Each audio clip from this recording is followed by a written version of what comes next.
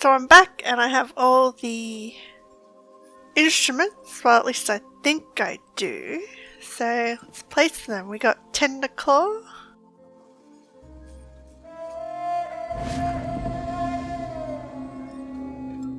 Nice. So this one says, one of the oldest Ezraj known to exist. Tenderclaw cemented Rimon's reputation as a destination for bards from across Tamriel. For years the renowned Khajiit skald An Exkar played it during her week-long performance of the epic poem The Death of Faramir. No musician since has achieved the perfect enchanting sounds that An Exkar's coaxed from the instrument. Legend says Tenderclaw was a gift from the Khajiit gods. Whether she was chosen or not is something An Exkar would never clarify, preferring the allure of mystery. Cool. So then we'll place Lily Tongue. It's a harp. So this one says, Master Harp has played the Elmeri harp Lily Tongue in the High Court of Eleanor since time immemorial. The Lily Tongue was the instrument used in some of the most enchanting arias produced by the great composer Roll Melville. The harp disappeared during the War of the Uvichil and was presumed destroyed. A new royal harp was commissioned to replace it. Lily Tongue resurfaced in the last century after being lost for more than 500 years. It now sits in a place of honour in the Bard's College as an example of the history, eminent beauty and unparalleled artistry of the High Elf crafters. It's beautiful. So then we got Lute of Blue. That's pretty. It'd be cool if these were actual furniture items. The instrument belonged to the cursed bard Gjaldred. While playing at the court of the East Kingdom, the queen became smitten with the handsome bard. Callously he composed a tender ballad to seduce her. So believing he loved her, the queen dismissed her guards and Gjaldred came to her chamber. Before dawn, his pleasure done, the faithless bard slipped away and fled the castle. Realizing she had been cruelly deceived, the queen took her own life after laying a fearsome curse upon Gjaldred. Compelled him to sing the song of his treachery as her spirit appeared whenever he took up his lute. Even today, this queen's spirit can sometimes be seen when love songs are played on the lute. Interesting, but that is a pretty lute. So, we'll do this one. High Morn Dizzy.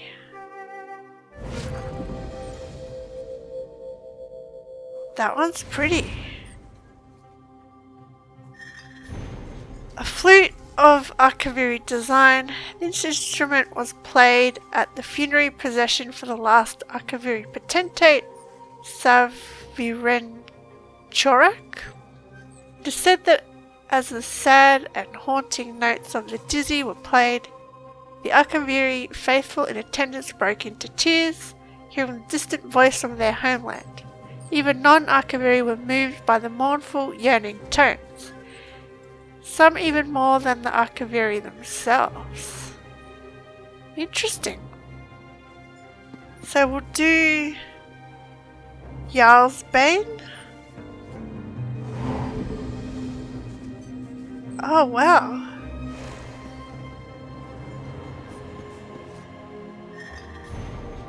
Delegation from Lord Vivek of Vardenfell presented this table strings to High King Svarta. Not accustomed to Dunmerry tonal structures, the court musicians declared it grossly unattunable and overly complicated. For many years the instrument sat in the Blue Palace as a curiosity until it was recently discovered by Master Bard Androni Salviro of House Redoran. High King Svargrim generously donated this instrument to the college to further understand the Dunmerry arts. Still sounds like shrieking eels is scratched into the metal plaque below the inscribed words. Hey! Don't you dare diss Dunmerry musical instruments. So this one. This tambour is an example of Yakutan artistry. It is believed this instrument was owned by a sword singer in Frandar Hunding's expedition to Hammerfell. According to custom, Yakutan bards considered their instruments sacred. Imbued with a divine spirit, Longfire was named for quiet nights in the deep desert when a bard would gather with his companions to play the songs of their lost homeland by the light of the stars and a low burning fire. Cool. Okay, next one. Rajin. Trust Rajin to have a grand looking instrument. According to legend, a young and foolish bard bargained with Rajin for power to seduce any person he wished with his songs. This must have amused the trickster god, because he sent one of his 7 shadows to brush the strings of the young man's lyre. However, such deals always come with a price. While the young man could inspire lustful passion, his songs stoked equally jealous fury in cuckolded rivals. For a time the young bard's luck held out and even provided him material for tales of challenges, duels, and midnight escapes. But luck is a wheel that turns, and it turned on him. He was killed and the lyre passed to another. Sooner or later another musician discovered how to activate its secret and met the same eventual fate. So the cycle repeated itself over the centuries. Although the college has thoroughly tested and watered the shadow of Rajin since acquiring it, those wishing to play the lyre do so at their own risk. Ah, Rajin.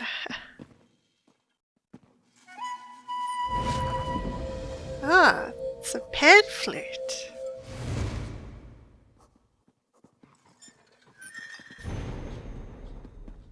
This pan flute belonged to the legendary skald and former instructor, Moracellus Hag Husband. He was one of the few masters of this obscure instrument. Noted for his eccentricities, it is said Moracellus crafted the flute from the leg bone of his twin brother, who died in a mishap. Ever mischievous, the skald would sometimes confirm the story and sometimes deny it. Given the unsettling material of the flute and the questionable hygiene of playing it, Moracellus had few students to tutor and no successor. What? Interesting. Oh wow. That one looks interesting.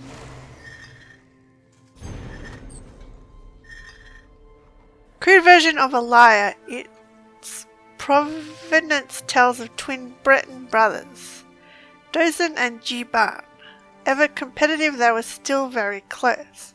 The legacy was of a musical competition in their town square using talapas.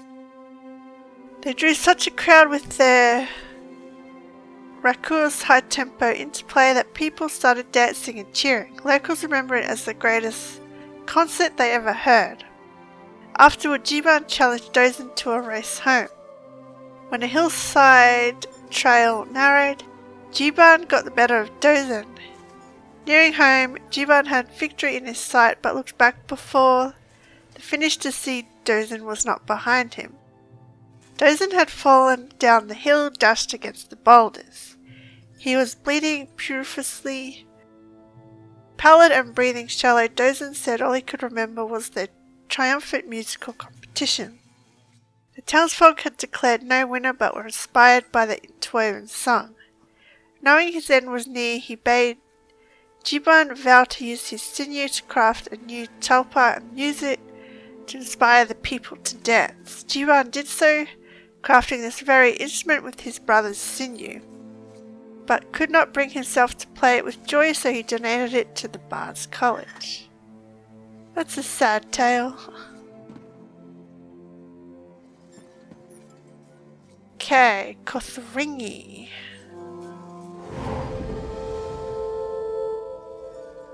It's a horn. The extinct Kothringi people of Black Marsh have left very few relics behind, but the Bard College cherishes this mournful instrument as a reminder of their culture and the ravages of the Connaughton flu. This cheerful bugle was fashioned from the horn of a leviathan, a creature of terrible power that roams Black Marsh, and dyed with silver-blue pigments to match the skin colour of the lost Kothringi people.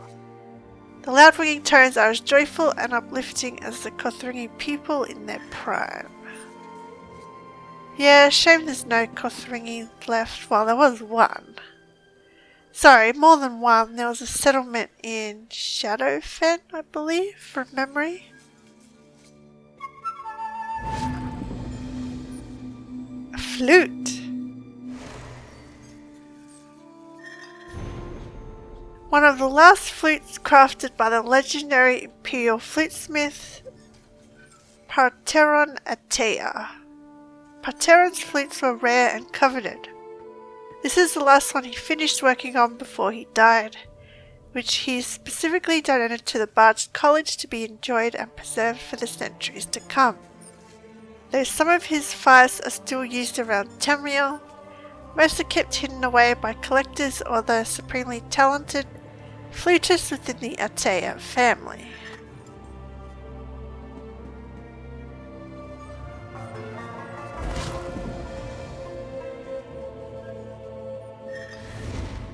Early in the Second Era, the Main of Elsewhere donated his Quanum to the Bard's College in exchange for allowing Khajiit to attend and teach here.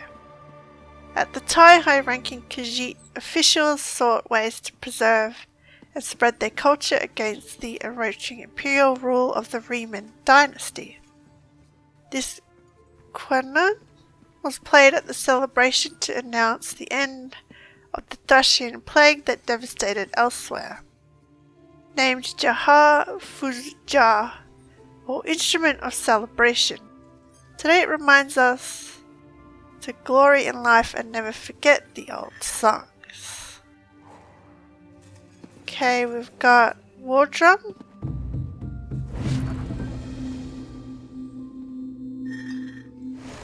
Many drummers accompanied the armies of Riemann as he defended Skyrim from the Archiviri. This drum, which belonged to one of those soldiers, was likely present at the Battle of Pale Pass, when the Archiviri knelt before Riemann. Though it served in the regiments of several more leaders of the Riemann dynasty, it faded out of use before the last Riemann emperor was assassinated. Since then, the drum has passed from Jarl to Jarl by inheritance, gift or conquest.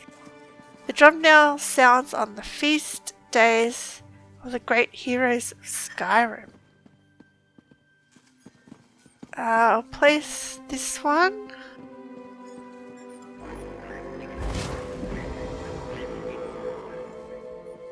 An Argonian one. Shriek of Silk.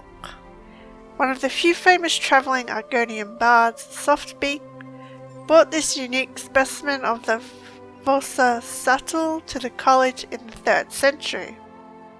To this day it is regarded as one of the most difficult instruments to master. Over the centuries it was most often used for hazing and playing. At one point, senior students would tell fledgling bards that they should take up the Vossa Subtle, as it was easy to learn and certain notes would make any Argonian swoon in their favour. If it didn't make the right sound, it was because they weren't blowing with enough spittle. Bard's College staff did eventually put a stop to this, and this particular instrument was taken up with pride as the favourite of the current adjunct professor of Argonian music theory, Twain's the Night. We saw him downstairs, or was it upstairs? Okay. Oh, there's one here. Another drum. King Thunder. The awesomer bellowing drum, King Thunder, is renowned for both its bass tone and the sheer volume it produces. The orcs prize drums for both celebration and war, creating complex rhythms as the foundation for their warlike rituals. The drum was hidden during the siege of Orsinium and eventually made its way to Yashnag Gro Yazgul's stronghold in Falkreath. The drum was presented to the college by Jarl Hackfield to commemorate his victory over Chief Yasnag and his champions. Pretty drum.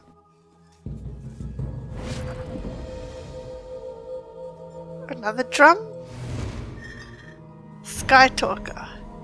This drum was used by an unknown Argonian slave during one of the many slave rebellions in Shadowfen.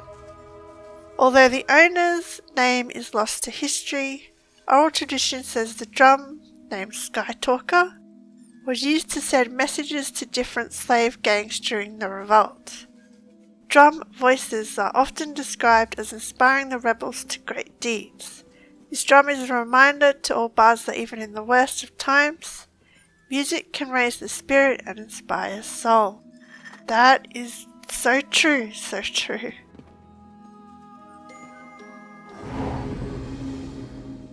Chime of the Endless. This small chime protected Ujira, adept of the Zixkura, from the merciless attack of a Dromathra that killed all the others at her adeptorium. By her rhythmic tapping of the chime, Ujira composed a hymn to Joan and Joan that kept her safe through that horrible night. The hymn was unfortunately lost, but the chime survived. The college restricts the use of this chime out of respect to our Khajiit compatriots. So, there's one I missed. That's all of them. So, Callus's Lodestone. Revered as the tool of choice for Master Bard and renowned musician Callisos, this lyre toured Tamriel with him for decades. Callisos would often tell the tale of how he tricked the mad god himself into giving him this instrument. Encountering Sheogorath, Callisos, already a skilled bard, played the most arousing love song Sheogorath had ever heard. Callisos convinced the Prince of Madness that his plain lyre had been imbued by Dibella with her raw passion. Sheogorath wanted it and in exchange gave Callisos an instrument he called Lodestone, a lyre that he tied to Callisos' soul, claiming it would bring him glory and fame, which it did. After some time, Callisos' great deeds and talent became legendary among the Bard's College alumni. However, one morning Lodestone was found in a practice room at the college, and Callisos was never seen or heard from again. It had long been surmised that Callisos constantly toured Tamriel to escape Sheogorath's wrath, but he was finally caught. Yeah, Sheogorath doesn't take kindly to being tricked. So yeah, that's all the instruments. A joyous day for the Bard's College. That it is. As you fill the museum, bards from all over will make their way to Solitude. Keep working on the clues in Nell's poem. Once we have all the instruments collected, the performance can begin. I've collected all the instruments. You did it? Just look at them all on display and waiting to be played. Maestro Nell would be happy to see them back, I think. No more reveries. We must celebrate this historic occasion. It is time for a Salskap. A Salskap? A gathering of the bards, poetry, song, and drink. It will be the first performance of my epic, an adventurer's triumph. Everyone in Solitude must know. I have handbills, but there is so much to do. Can you put them up? Then hurry back for the show. Very well, I'll post the handbills around town. There are many fine places to post handbills around Solitude. You should only need to post 4 of them, but make sure people see them. We need to get the word out. Sorry, what's the Salskap? Ah, the Salskap. It's a congregation of masterful bards. For generations, master bards would call for a Salskap in times of joy. They sent word across the region, or even all of Tamriel, for the most talented bards to gather to them. So some sort of conference? No, a celebration, a days-long bash. Bards and skalds gather together to talk, play music, drink, tell stories, share recent events, and perform their latest works. I revived this old ritual to bring us together again. A wonder to behold. Oh, that's something I want to witness. Sounds fascinating. There are many fine places to post handbills around Solitude. You should only need to post 4 of them, but make sure people see them. We need to get the word out. Oh, I'll get the word out for sure. I want to witness this Salskap. I wonder if they'll actually sing. Ice heels walking the streets of Solitude? What's our hold coming to? Quiet you. Princess Svana and her allies. I hope they sing. Be something to witness.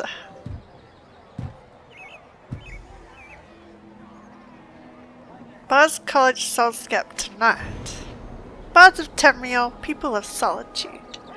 The Bards College most revered musical instruments have been restored to their rightful place. Tonight we take them off their pedestals to hold a grand Salskap in honour of their return.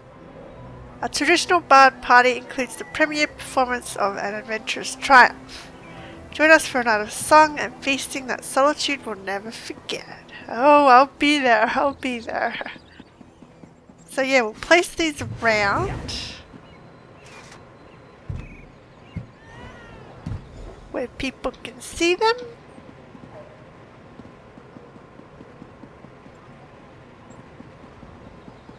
And then we'll see this song.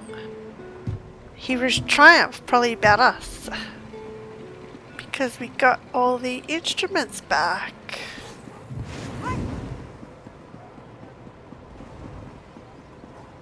So down here, the last spot. Ah, here it is. Pleased to see you in Solitude, stranger.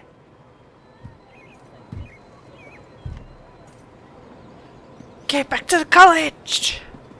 I want to witness this. Hear this song. I hope there's a song.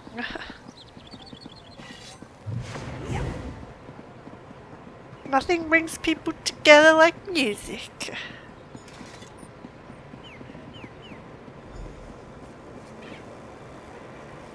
Greetings to all! Hurry now! Our entertainment begins momentarily! They're actually going to play it in the amphitheater.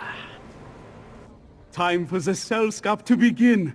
You of all people should stay for the entertainment. I wish I had time to hear how you found all the instruments. I'll tell you afterwards. I posted the handbills. You should expect a crowd. Good. I spoke with my fellow bards, and we are in agreement. The instruments shall stay on display, and every year we will host a celebration of their return.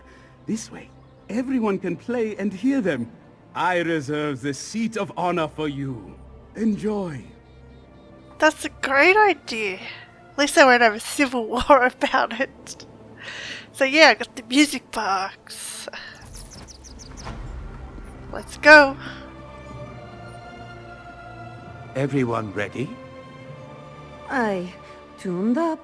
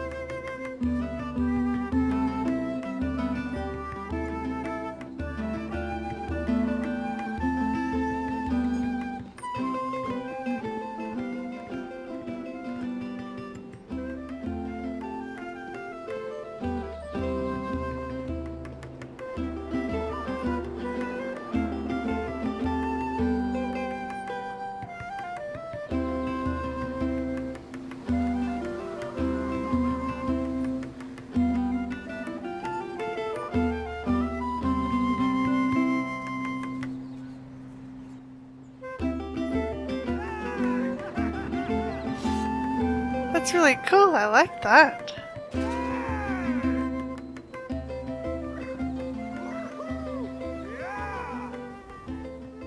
You have done the Bard's College a great service.